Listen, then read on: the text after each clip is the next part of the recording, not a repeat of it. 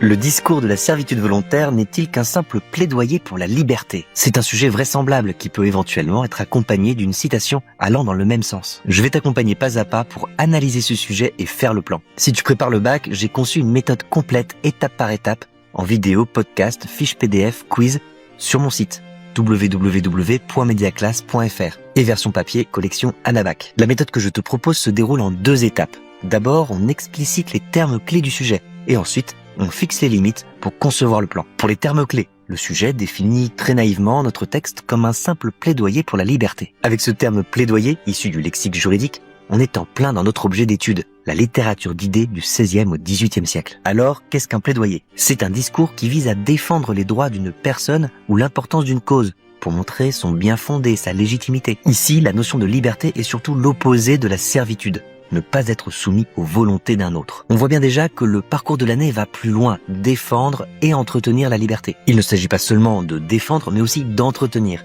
Donc à nous de voir maintenant jusqu'où on peut aller selon le sujet. Le sujet est une question fermée, avec la restriction. Ce discours n'est-il qu'un simple plaidoyer pour la liberté? On peut y répondre par oui, mais pas seulement. C'est bien un plan dialectique. Si on répond par oui, ça donne notre thèse en première partie. Oui, tout à fait, le discours de la Boétie est un vibrant plaidoyer pour la liberté. Ensuite, pour mettre en place un raisonnement, on va nuancer, élargir la thèse, mais sans la contredire. Cependant, cela va plus loin que ça, ce n'est qu'une première étape. D'autres enjeux dépassent la simple défense de la liberté.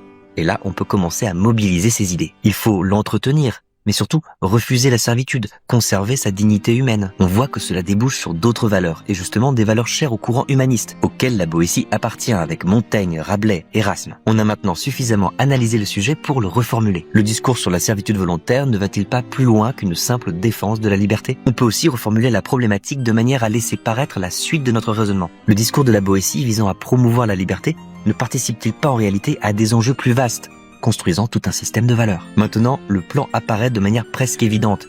Ce sera un véritable raisonnement en 3 étapes. Pour la première partie, on va bien rendre explicite la thèse qui est au cœur de notre sujet. Certes, le discours de la servitude volontaire célèbre la liberté et nous enjoint à la défendre, avec des arguments rationnels, des émotions variées, des images saisissantes. Pour la deuxième partie, on va élargir cette première hypothèse pour aller plus loin, mais sans contradiction. Mais ce texte va plus loin, car il montre que la servitude des peuples, par leurs causes et par leurs conséquences, touche en réalité des enjeux bien plus vastes, qui dépassent la notion de liberté elle-même. Pour la troisième partie, on relie toutes les notions du sujet avec le projet littéraire de l'auteur. Finalement, la Boétie défend la liberté parce qu'elle incarne à ses yeux une valeur fondatrice de l'idéal humaniste qu'il soutient, constituant une vision optimiste de l'être humain et visant un développement harmonieux de la société.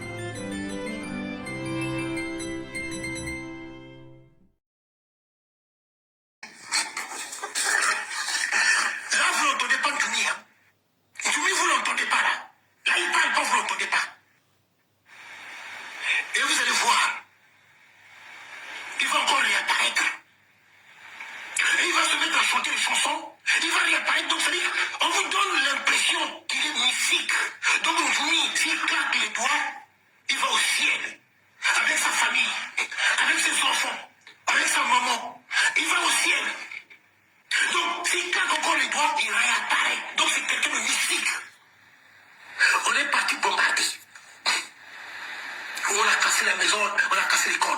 Mais moi j'ai la photo. La maison de Ntoumi.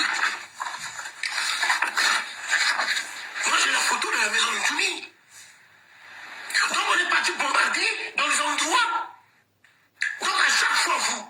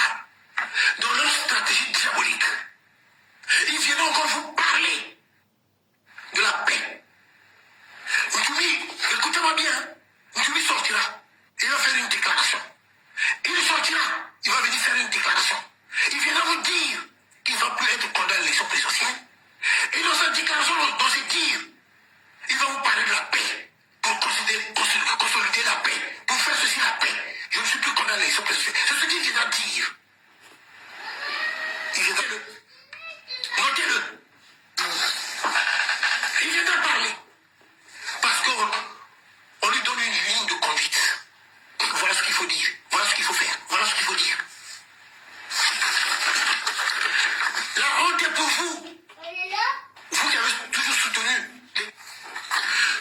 Sassou, que c'est un assassin, que c'est un criminel, que c'est un voleur, que c'est un sanguinaire, un génocidaire. Sassou égale Moutoumi, Moutoumi égale Sassou, Moutoumi égale Sassou, Sassou égale Moutoumi, c'est pareil.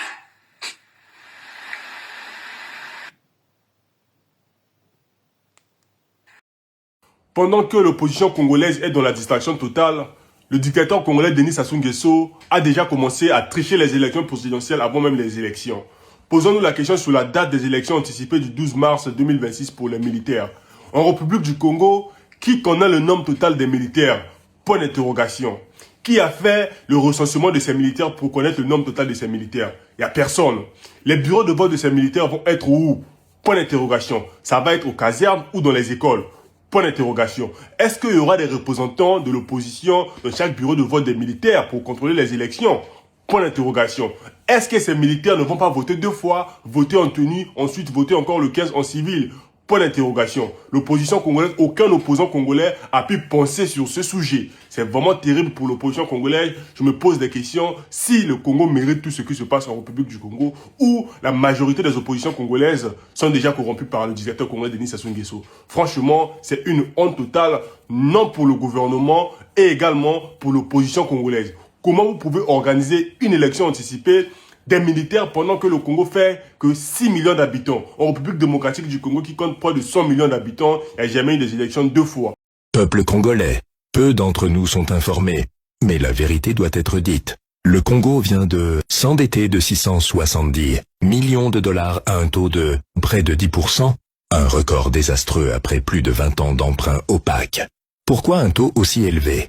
Depuis des années, le Congo empruntait via des circuits obscurs, car les marchés financiers internationaux refusaient de lui prêter à des taux normaux. Les raisons: insolvabilité persistante et mauvaise gouvernance chronique, instabilité politique, corruption généralisée. Résultat, Sassou Nguesso a conduit le pays dans une banqueroute telle qu'il a dû accepter un prêt à 10%, du jamais vu pour un État africain. Évolution catastrophique de la dette. 2010, dette à 60% du PIB. 2015, dette à 85% du PIB. 2023, dette à 110% du PIB. 2025, dette dépasse 120% du PIB avec le nouvel emprunt. Le Congo est déjà endetté à hauteur de FMI, 400 millions de dollars. Chine, 2 milliards 500 millions de dollars. Autres bailleurs, 1 milliard 500 millions de dollars. Dette totale, 7 milliards de dollars. Le piège de l'enroulement de la dette. Le Congo emprunte pour rembourser d'anciennes dettes.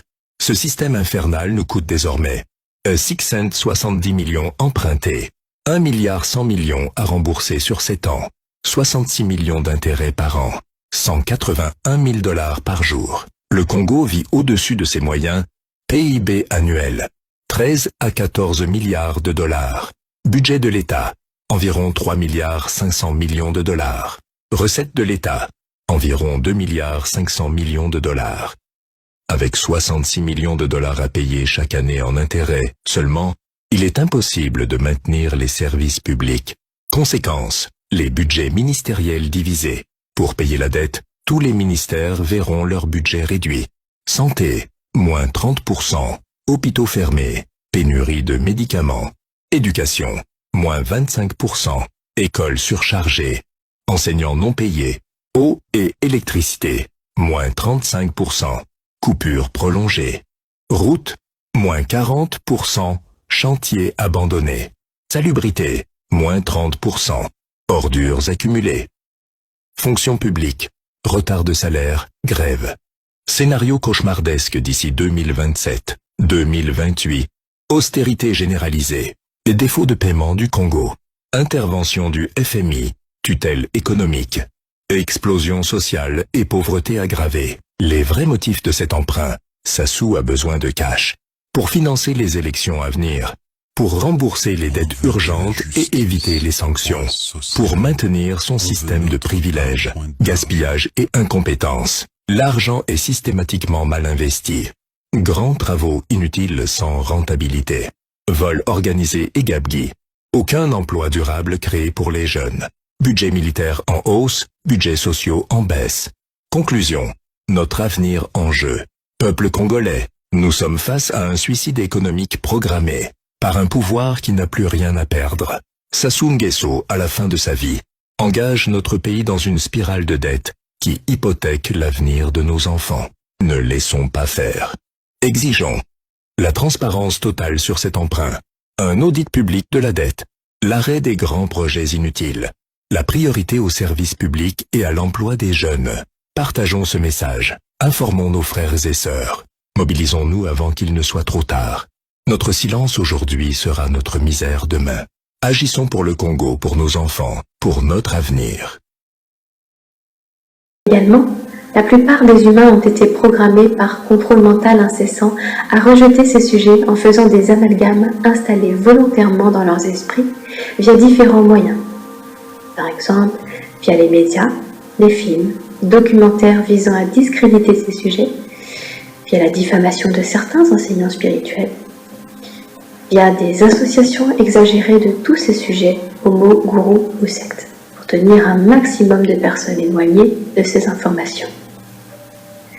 La plupart des humains n'ayant pas de discernement vibratoire et étant incapables de percevoir la vérité du mensonge, le bien du mal, les forces positives des forces négatives, sont en permanence utilisés et manipulés dans le but de manifester les désirs de diverses entités, individus et organisations ayant des agendas de contrôle, de domination et de destruction.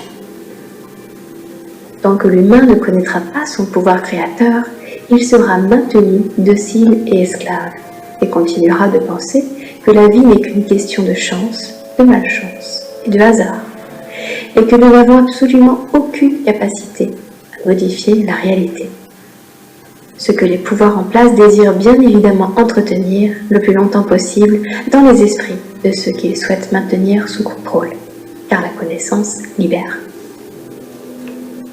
Et si la plus grande illusion politique au Congo, ce n'était pas le pouvoir en place, mais l'idée même qu'il existerait une opposition capable de le remplacer. Pourtant, il faut prendre le temps de la réflexion. Regardons la réalité en face.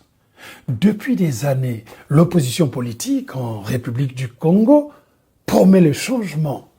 Elle promet de dénoncer, de protester, de mobiliser. Elle le fait sur le papier, elle multiplie les discours. Pourtant, malgré l'usure du temps, malgré les crises économiques et sociales, malgré le mécontentement populaire, rien ne bascule réellement.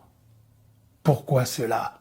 Eh bien, parce qu'une opposition incapable de s'unir finit toujours par devenir le meilleur complice du système que cette opposition prétend combattre. Et cette vérité, c'est cette vérité-là qui nous dérange. Rivalité personnelle, guerre de leadership, alliance fragile, rupture opportuniste, à force de division interne, l'opposition envoie un message catastrophique au peuple, celui d'acteurs plus préoccupés par des ambitions, par leurs propres ambitions que par le collectif.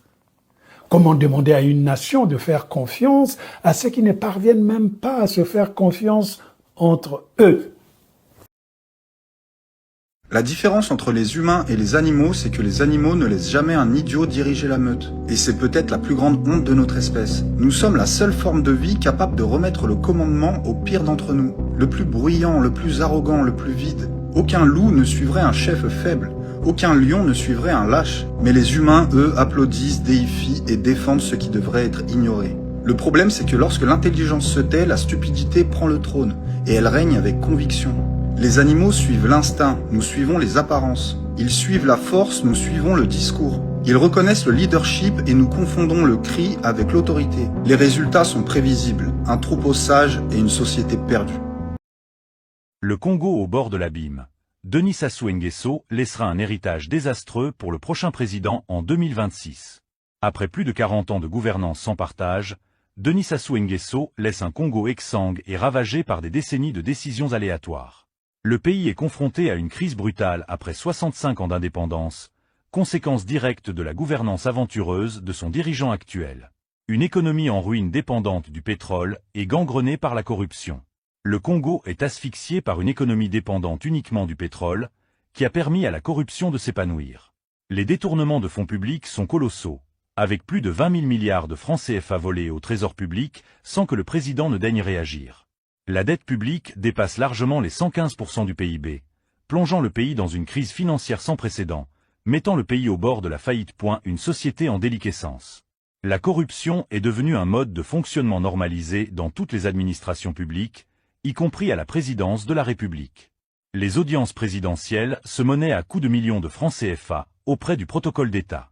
Les artistes sont réduits à l'état de sous-hommes, tandis que le chômage touche presque la totalité de la jeunesse. Les salaires des fonctionnaires et les pensions payées en numéraire se font parfois avec des faux billets de francs CFA. Les coupures fréquentes d'électricité et d'eau, accompagnées de pénuries de carburant chroniques, font partie de la vie quotidienne des populations. Une justice manipulée et une sécurité défaillante. La justice est manipulée pour servir les intérêts du pouvoir en place. Les gangs sont entretenus par des hommes du pouvoir pour terroriser les paisibles citoyens et les intimider. Les militaires eux-mêmes sont mal équipés et mal nourris, tandis que la famille du président organise des cérémonies de mariage fastueuses à l'étranger. Un système de prédation, le système Sassou Nguesso, fonctionne comme une prédation organisée, où l'économie nationale est considérée comme un gâteau à partager entre les proches du pouvoir. Plus on est haut dans la hiérarchie, plus on a accès à la manne et plus on peut s'enrichir. Le combat politique n'est qu'une lutte de contrôle du gâteau et de ses ressources. Un pays isolé diplomatiquement, le Congo est isolé diplomatiquement et considéré comme un État terroriste par les Américains.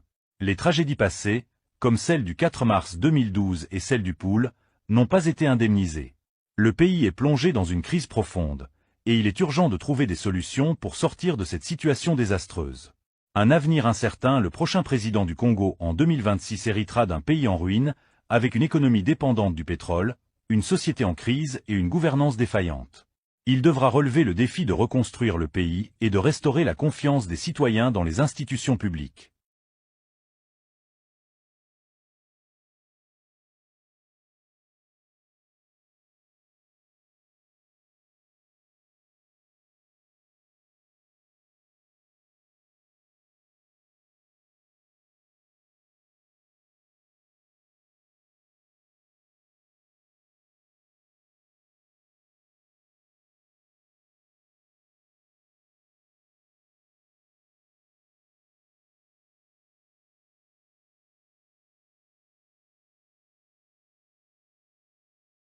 Et les voisins, ils ont balancé des excréments sur la voiture. C'est des doigts d'honneur, de menaces, comme pour dire je vais vous casser la gueule. C'est triste parce que c'est en augmentation. On a le droit de vivre et d'exister. Ça fait depuis 2023 que ça dure. On est chez nous, d'accord? Alors tu les gars, Ils vous insultent. Oui, bonobo, rentrez chez vous. Alors, maladie. Et là, ce qui vient de se passer, c'est que je sortais de chez moi, je vois le monsieur qui descend de la voiture et venir vers moi et me cracher dessus. Je descends de la voiture pour lui demander mais pourquoi? Et là, avec sa violence qu'il exprime toujours, voilà, s'est jeté sur moi et j'avais le gaz et je lui ai pulvérisé pour me protéger. Ben, il est connu de violence, il a été en prison pour violence envers son conjoint. En me défendant, il s'est reculé, il a voulu aller dans sa voiture, je ne sais pas si il allait chercher quelque chose, parce que je sentais qu'il voulait prendre quelque chose pour venir. Moi j'ai démarré et je suis partie. C'est eux qui ont appelé la police, on m'a dit de me présenter au commissariat et je suis partie, on m'a mis en garde à vue. Vers 13h jusqu'à 19h pratiquement. C'est la magistrate qui a décidé qu'il fallait qu'on me garde parce que j'avais utilisé le lacrymogène pour me protéger. Je ne sais pas si on n'a pas le droit de se protéger, je ne sais pas. Et je me suis demandé, mais la plainte sur les excréments, je ne sais pas qu'est-ce qu'il y a, ça résulte à quoi? Il y a rien derrière, on ne sait pas. Mais je me sens mal parce que je ne sais pas. Est-ce que on va subir ça longtemps? Je suis né libre, j'ai grandi avec des valeurs et je ne peux pas accepter me faire humilier ou insulter gratuitement ou qu'on me reproche ma couleur de peau. Je n'accepterai jamais. Je me bats pour faire valoir mes droits, ma liberté d'exister. Ça, j'y tiens. Avoir un député RN et quand on voit l'influence de l'extrême droite aussi forte dans un territoire, ça libère des pulsions racistes. Il y a des gens qui se sentent complètement décomplexés. On n'a pas à subir. Divine, elle n'a pas à subir ça. Alors bien sûr, elle est femme, elle est noire, elle est communiste, ça fait beaucoup. J'ai l'impression que pour certains, ça fait beaucoup trop. Et elle est menacée à ce titre.